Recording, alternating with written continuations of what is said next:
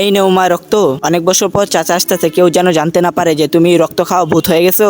আচ্ছা ঠিক আছে আব্বু, গরমের ছুটি এবার চাচিদের বাসায় কাটাবো। হুম চাচি, আমি চলে আসছি, সাথে কলা এনেছি, অনেক মজা করে তুমি খেয়েও। মা চাচা চলে আসছে, আর ভাবি সবকিছু ঠিক আছে তো? তার আগে বন্ধুরা, তোমরা যদি নবীজিকে ভালোবেসে থাকো ভিডিওটিতে একটি লাইক করে চ্যানেলটি সাবস্ক্রাইব করো এবং কমেন্টে আল্লাহর নামটি লিখে যাও। হ্যাঁ দেবরজি, আমি একদম ভালো আছি। তো আপনারা সবাই এখন খাওয়া দাওয়া করে নিন। চাচা তুমি ছাদে ঘুমিয়ে পড়ো, আমরা বাচ্চারা সবাই নিচে ঘুমাবো। ঠিক আছে।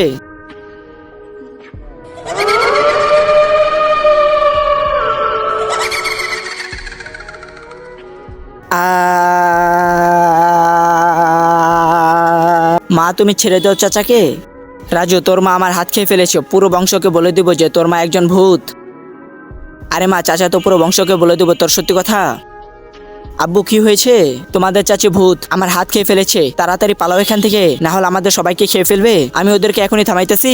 ভিডিওতে সবাই লাইক করে চ্যানেলটা সাবস্ক্রাইব করে দিন।